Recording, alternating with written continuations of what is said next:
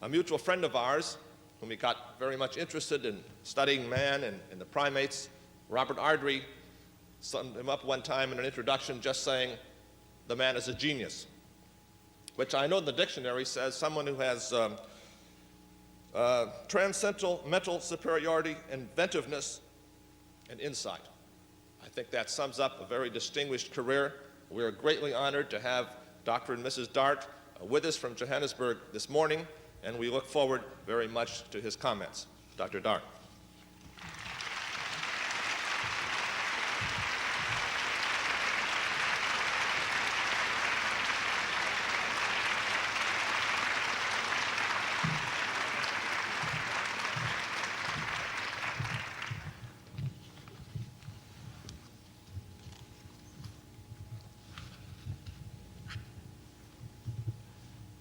I must thank, in the first instance, Dr. Munga for his all too adulatory remarks. It is a great honor and privilege to be standing here today to pay tribute to my colleague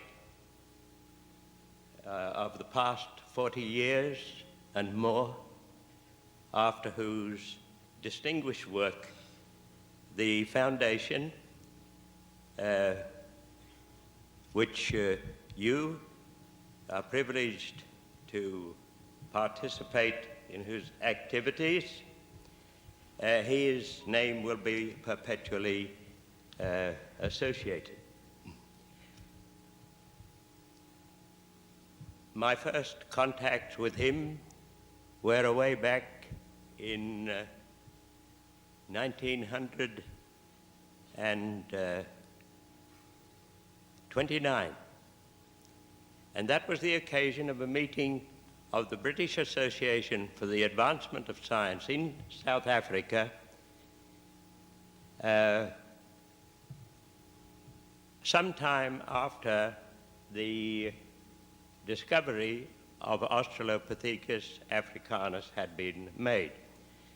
That event, which has troubled mankind ever since,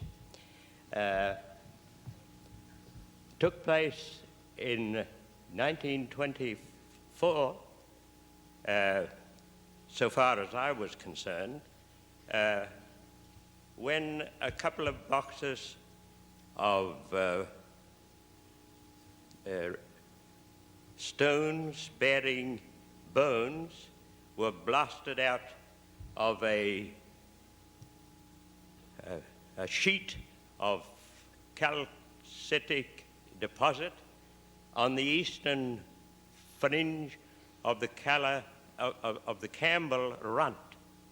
Runt is an Afrikaans word meaning ridge, and that ridge ran approximately down the western border of the Transvaal. Here on this map,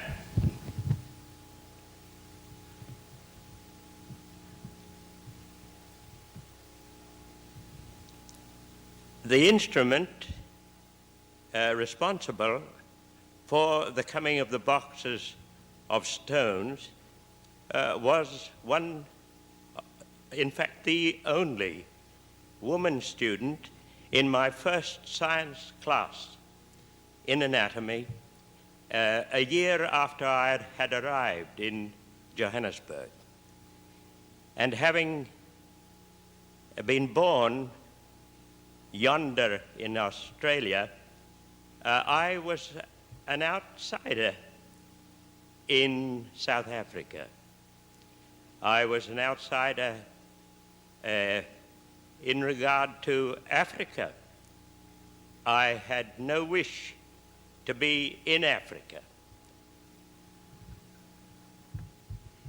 I had no wish to be an anthropologist. I wanted to spend my life being a neurologist, learning something about the curious brains that people have and why they act in the strange manners that they do. And this, of course, is man's greatest trouble, understanding himself. And that seems to be a pinnacle at which he can only arrive after many thousands of years of struggle. If we are to accept the work of our radioisotopic fellow scientists, it has already taken us some few millions of years to arrive at where we are. And that should give us some indication of perhaps how far we have to travel, not only on this planet, but to others before we find the answers to some of the questions that trouble human hearts. But at any rate, to get back to the box of bones and stones, inside the box there was the cast of the interior of a skull. And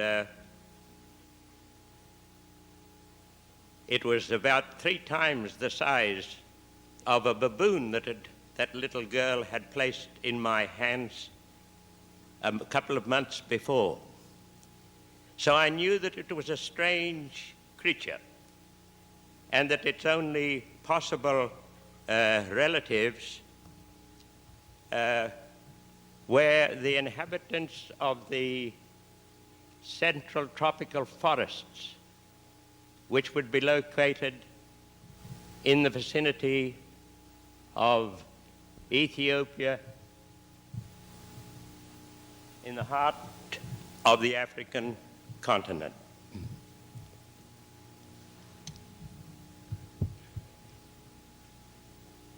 That represents a distance of towards a couple of thousand miles, and a distance almost 2/3 of the way across the United States. And it was very obvious that this intermediate territory was a savanna, open country, very much like your own savanna, and that the country to the west, which is now Botswana land they call it, was a desert extending the Kalahari through this.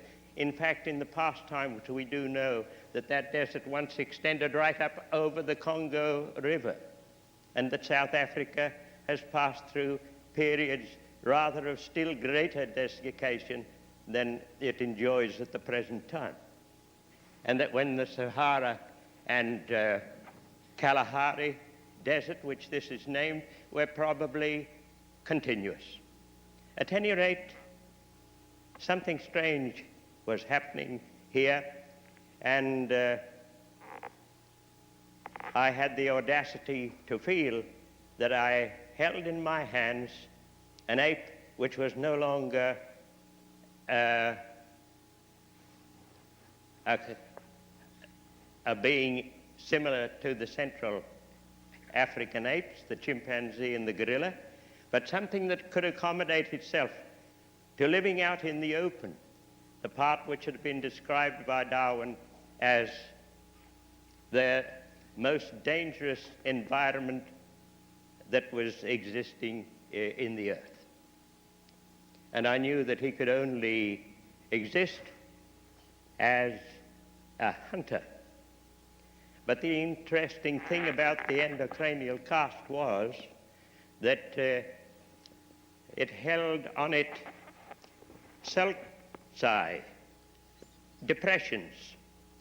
And one of these was the one that limits on the back part of our skulls if they're not overexpanded, the area of the visual cortex, the part of the brain that's concerned with seeing at the back of the brain, and in front of it, another depression or sulcus, which runs parallel with the great massive sylvian fissure which carves the side of all higher primate brains. And that sulcus that defines the anterior margin of the visual cortex was the one that had been discovered by my old teacher in London, Grafton Elliott Smith, an Australian who had passed his degrees in the year I was born, 1893, and who had gone to Cambridge and attained great eminence as the most outstanding comparative anatomical scientist and neurologist of his period. And it was with him I had been associated. After the First World War in 1919, before my departure to South Africa, for which his advice and that of my original professor back in Sydney, James Wilson, who at that time had been transferred from Sydney to Cambridge in England, and Sir Arthur Keith. And these men were obviously in collusion, because when I went, after having been persuaded by each of them that I should go to Johannesburg, which was about the last thing that I wanted to do, I found that they constituted the committee of appointment, and they didn't spend any of their time telling me they had chosen me, but instructing me in what I ought to do when I got out there. I suppose it's good medicine for young people at times when they have made up their minds to be transferred to situations where they have to be prepared to face any sort of obligation. And at that time, my obligation was not to get skulls of people wanting to enter into the lines of humanity, but living South Africans to address themselves to the responsibility of preparing people to look after the sick and ill in their own country, and to face the tropical diseases of Central Africa, because that was the only university between Cape Town and Cairo at the other extremity of the continent. And I think to a very large extent that responsibility has been discharged. Certainly the immediate responsibility which came into all of our lives unexpectedly in 1939 was the Second World War. After we had passed through the Depression, the Great Depression of the Central 30s. And it was during that period that the University of the Witwatersrand, which was a very strange sort of non-entity to me when I first heard the name, and perhaps it may to you. And the thing, if it's translated into English, means White Waters Ridge. And that White Waters Ridge is the 150 miles that runs from the eastern to the western part of the Rand, and our gold coinage, when we do have gold, is known in terms of rants, named after the Witwatersrand. And the Witwatersrand gets its name from the old voortrekkers that crossed the Orange River, which drains into the Atlantic, on their way north to the central part of Africa. They thought that they were had already reached the Nile when they got to Nilestrom, which is a little stream up here in the Transvaal. So the geographical ideas at the time when the Witwatersrand received its name were rather more primitive than ours are today. And the stream that had entered the Orange River, over which they passed to get into the Transvaal, was the Vaal. And Vaal is really the same sort of word as our foul or yellow, dirty. And the next thing was when they got onto this ridge, the waters were flowing to the north and were crystal clear. And that's why they called it the Ridge of the White Waters. And that ridge was ultimately proven to be the greatest gold mine in the world. You know, the whole world went crazy after gold around about the 50s of the last century. And they came out here to get it. And they went to Alaska to get it. And they went to Australia to get it. And around about the 60s, they found diamonds in the Vaal River gravels. And that has started a movement of people which was responsible for the sudden expansion of the population of South Africa, which was diminutive in terms of Europeans earlier, but now suddenly were increased by a great mining population. And the tensions that grew up between the people who had started to colonize it from the times of Jan van Riebeck, when this was merely a port on the way from Europe to the east before the Suez Canal was broken through, and today also it serves that function when the Suez Canal is closed. At any rate, you can see how many things would need to be talked about if I were to give you the story of Australopithecus africanus. That's the sting that lies in the responsibility that has been assigned to me of talking to you about Australopithecus africanus and its implications. So many things are intertwined and tangled in with Australopithecus africanus that it involves everybody.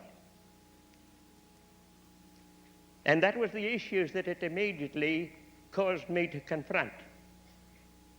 And I had no library.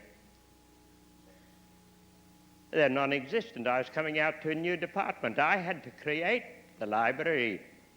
So the library was what I happened to carry of my own books, and you can imagine how primitive they were in 1923. Now, I had been very fortunate because in 1920, the Rockefeller Foundation had given a great sum of money to University College London, the place that I happened to be with Grafton Elliott Smith. They wanted to show their appreciation. You know, the slogan is for the welfare of humanity throughout the world. And they wanted to show their appreciation of what British medical science had done, the expansions that had occurred in our knowledge during the tragedy of the First World War. And they sent a committee to go through the medical schools of Great Britain and Ireland and to choose one to bring itself up to the type of standard which they felt would symbolize their appreciation. And University College happened to be the place. I happened to be there, and amongst the things that they wanted to know was whether they might not create for foreigners an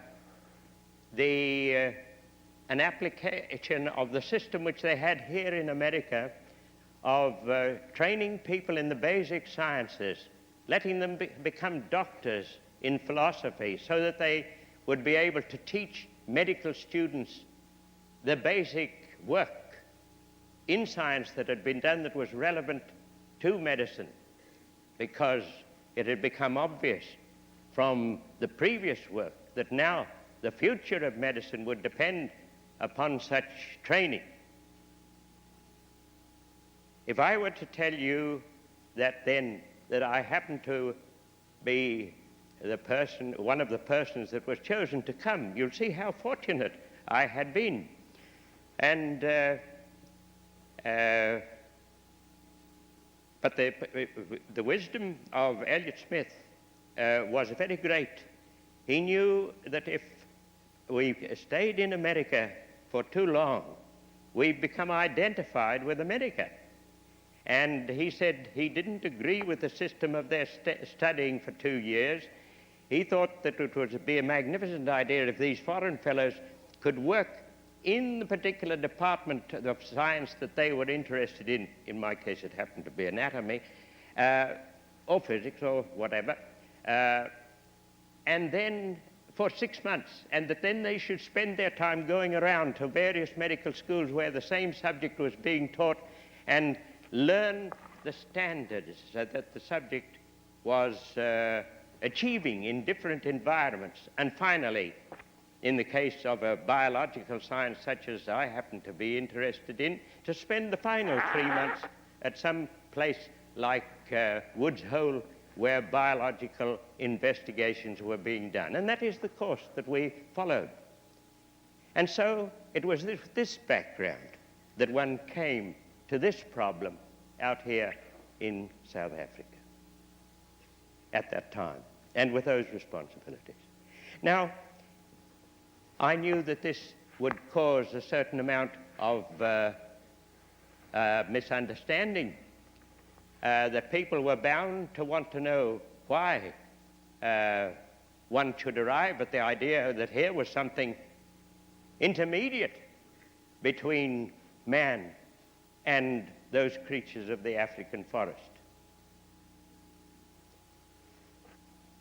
I was immediately consigned to the lowest depths of hell by certain members of the religious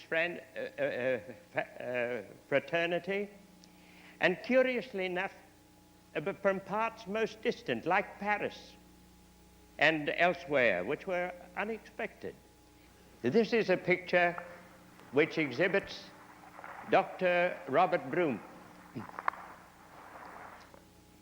At the site of Sterkfontein, where this bronze memento is there, and he's holding in his hand the Sterkfontein skull of the creature that he called Plesioanthropus, almost along a man. And here's my wife and myself with Miss Wheelhouse, a visitor from Australia, who has thought it might be of some interest to us, fellow Australians, to know something about the curious person that's behind her back there. Next, please. The next picture which I wish to show to you is of this baboon walking bipedally and carrying a small steenbok, which he devoured in the shade of a tree. And that's from a cine sequence. And here is a visit by my wife and myself to the Atlanta Regional Research Center, the Yerkes Regional Center it is called, which is the greatest collection of living anthropoids being studied there today. And this is Dr. Rumbaugh holding in his hands Yuccat, who is quite a cinematographic star, has appeared on many occasions, a little orangutan. And I understand that her home now is somewhere in Kansas. But it's through the work that has been done on our anthropoids, as you're going to hear during the course of this seminar, carried out by those brilliant women who have been studying them in the wild. But I thought that it would be a pity not to recognize that Asia, too, had her attitudes and opportunities in front of the anthropoid stock that also led to man. Next. And this is a picture that was taken by Dr. Rumbaugh, who you saw holding Yakut there, and who is one of the professors of the Emory University down in Atlanta. A picture taken by him of a gorilla walking apparently on very urgent business and carrying out a good stride, which in the Institutes for the Achievement for Human Potential, with which I happen to be associated in Philadelphia, and to whose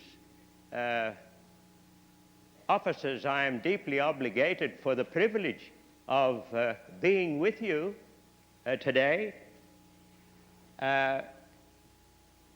are deeply concerned because the thing that has been responsible for their interest in me has been my associations with phylogeny. That is to say, the stages through which man had to pass in his evolution in order to become really human. Next, please. And this is a picture which also is one of the implications, because that over there in the far corner is a man called Baumgartel. He was a Munich artist in the theater who got so fed up with modern civilization that he got out into southwestern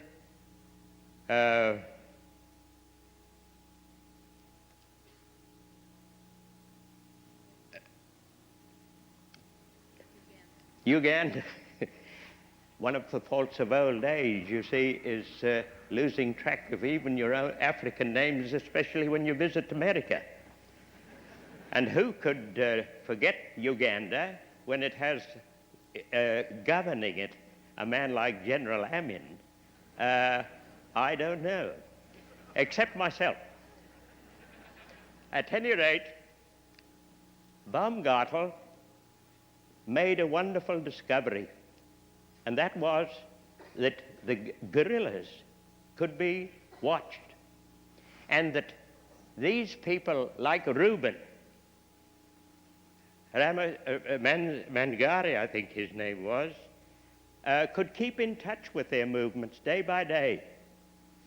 And through his interest, and also recommendations from Louis Leakey, women, two women, first Rosalie Osborne, and subsequently Jill Donisthorpe. Thank goodness I remember those names. Were responsible for, along with the assistance of these trackers, and to follow the movements of the animals symbolized on top, in their business, however urgent, in their activities, over a whole year, and the results of their work were published in our South African Association for the Advancement of Science, the South African Journal of Science. But this man had been responsible for drawing attention to these facts to many places in the world, amongst them Japan. And a Japanese professor, at a primate center, Imanishi, decided to associate himself with this strange individual and to come across, and they were busy, supported by a small grant from our own university in Johannesburg, to carry out this work and to pay these trackers to keep them doing nothing but tracking gorillas. And consequently, they were able to do their work efficiently, and for the first time, people found that they could get near to gorillas and see what they had eaten and what how they spent the night and where, and how much ground they traveled. And so books were written. The one by Baumgartel was called König in Gorilla Land, King in Gorilla Land. And that of Jill Donisthorpe, who became Jill Woodsworth, I think it was, subsequently. She wrote a book about Gorilla Mountain. And this Imanishi man was so excited that he went over to the neighboring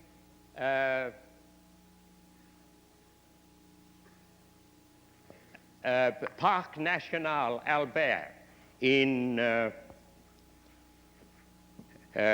what was then the Belgian Congo. But he couldn't foresee it. Although the park had been set aside for the preservation of the gorilla, nobody had studied the gorillas there for all the years of its existence, and he couldn't see any gorillas.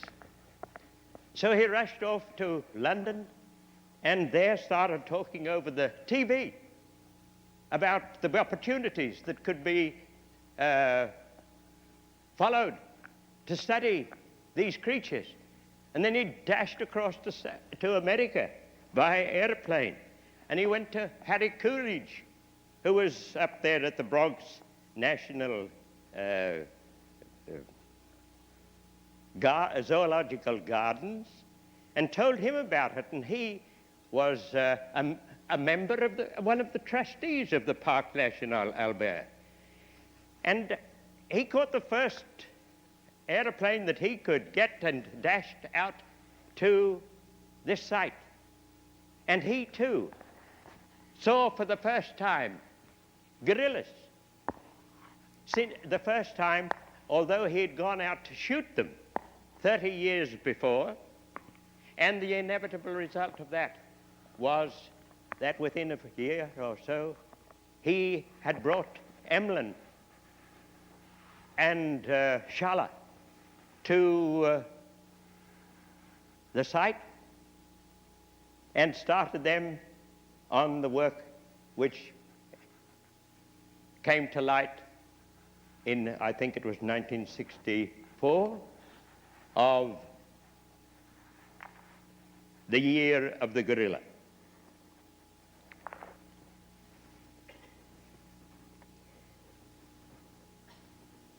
Next, please.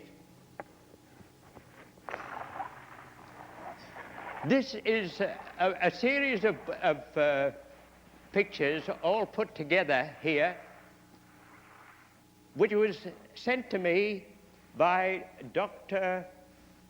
de Mayong, who is one of the world's experts on mosquitoes, but who has a farm in the northern part of the Transvaal. And here is a little Bantu child doing what has been described by Miss Goodall, extracting termites by putting a rod down the hole and extracting them in the same way as the chimpanzees had discovered. And I understand that this is an almost universal habit through Africa. Certainly the termite, destructive as it is of vegetation, has been one of the sources of ape and human diet from then till now. Next, please. And this is a group of pictures that were sent to me by the Mrs. Marshall, who was responsible with her family for the study of the Bushmen. They lived with the Bushmen for a year and more and have published works of great importance for our understanding the primitive life of man. I don't know what your particular interest is, or what you think of when you think of man and of his primate relatives. Are you thinking of man riding in a fast motor car at 150 miles an hour, or whatever the speed limit happens to be today? Or are you picturing man in his majesty living for 80 days in Skylab, supported by the vast number of people who need to keep in touch with them in order for them to carry out their wonderful observations? Or do we think of the Bushman? Or do we think of the Bantu child? At any rate, here is the picture of the Bushman mixing his poison. And the bowl in which he does the mixing, in order to get the poison onto his arrowhead, is the scapula of a creature that was previously killed. Of course, the Bushman is a very advanced form of mankind. He has been the inheritor of a certain amount of culture, and he has overcome space to the extent that a bow and arrow can do it. But he preserves still some of those characteristics which help me to identify not only Australopithecus africanus, but the osteodontocheratic culture, the culture of bone, tooth, and horn, which accompanied and probably preceded man's understanding of stone. At any rate, that was the implication of the demonstration which I took to a rather astounded number of archaeological colleagues to Livingston in 1955, when I had not been able to find any stone implements up to that time in any of the places where we knew there were the things which had been handled by man or his ancestors. It depends what Australopithecus, as we find him at Makapansgat, happens to be. But he's very similar to the one that you saw symbolized in bronze in Broom's hand. I had first separated it off as a distinct species, but when I found that the measurement of a fairly complete skull stood somewhere within the range of those skulls that had been described by Broom from Stokefontein, I realized that I wasn't entitled to do it. At any rate, I think that we're still got a great deal to learn about the limits of the range of variation within man at the time when we call him a homo or a hominid. Next.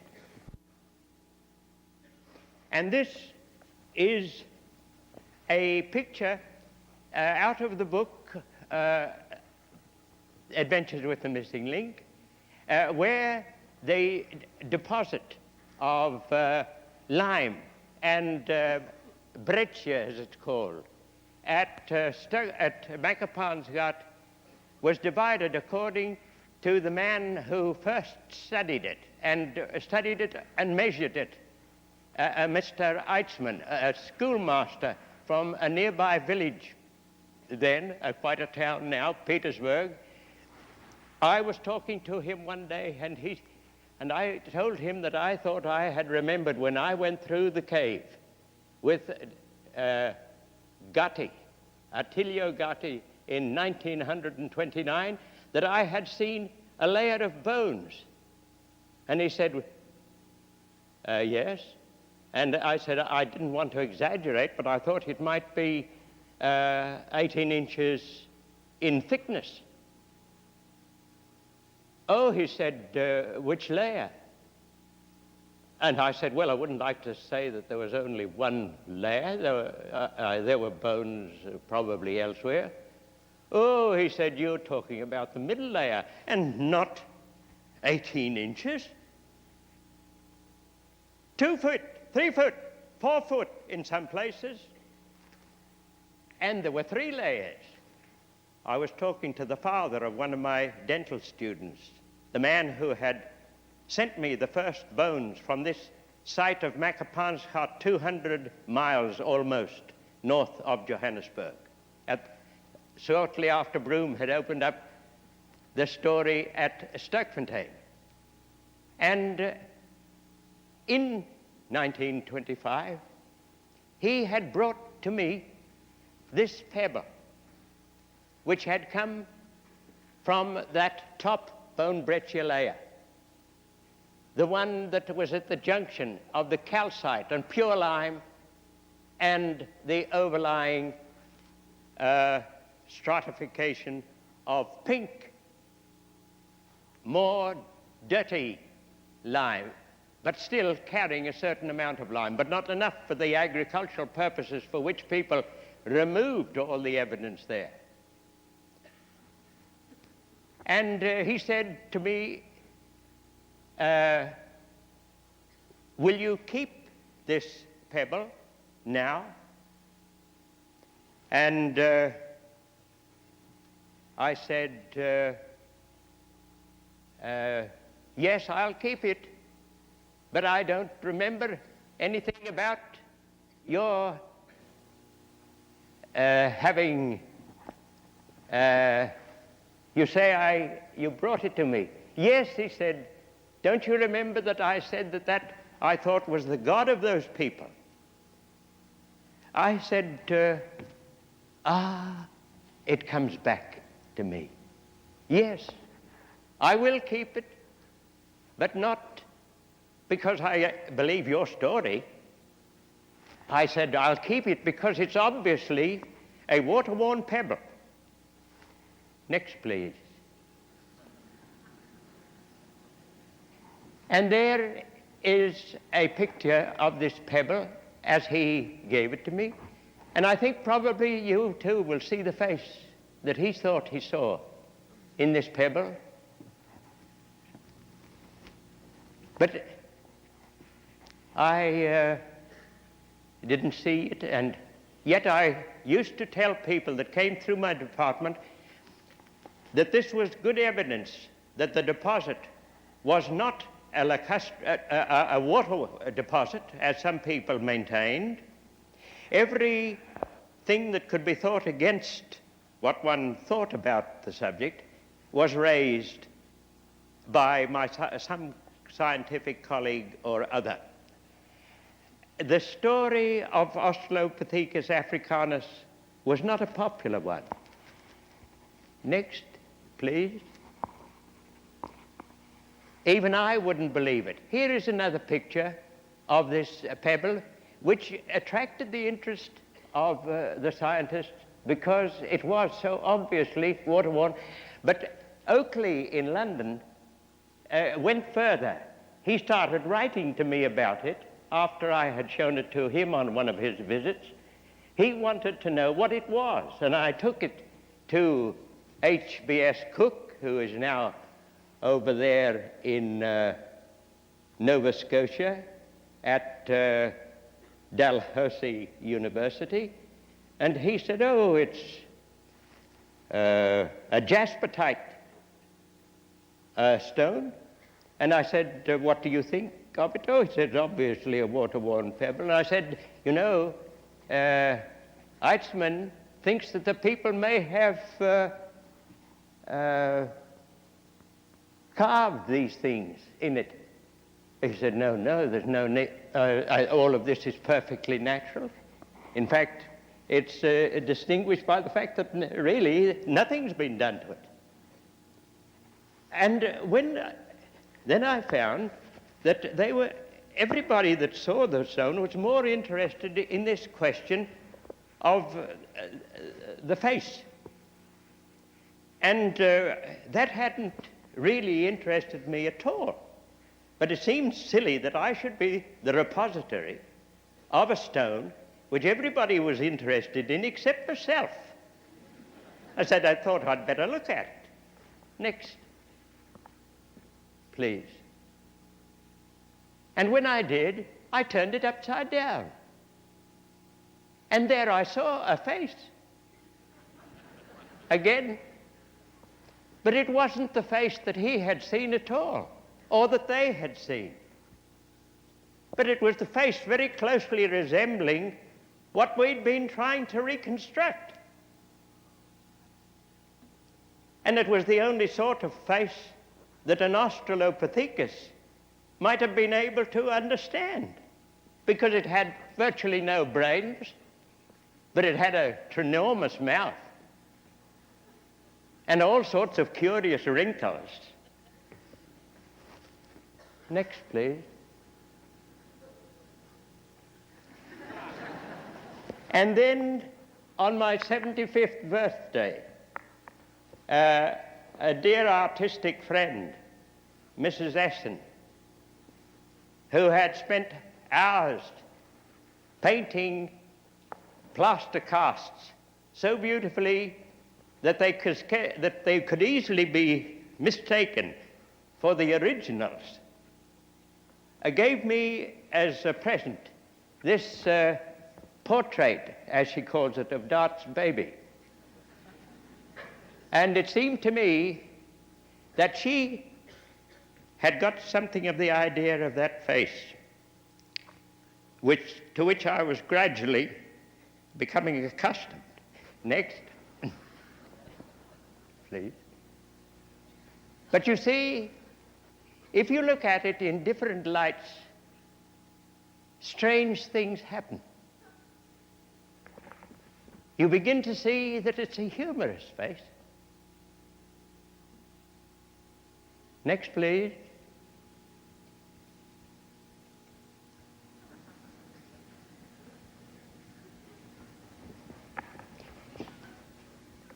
Yes, and it depends which part is illuminated. The more you look at it, the more you begin to see that, my goodness, I wonder if they did. Next, please.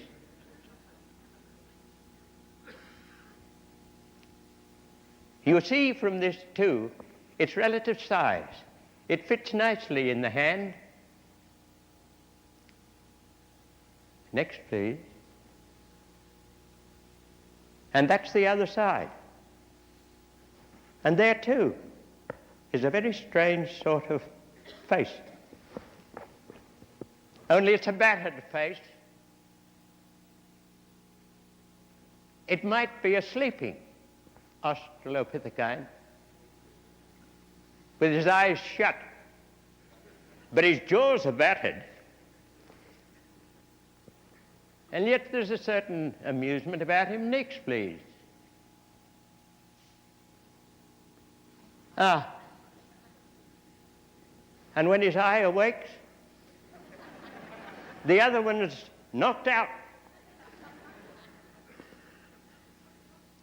And you begin to say, wonder whether there are not faces around the edge. Next, please.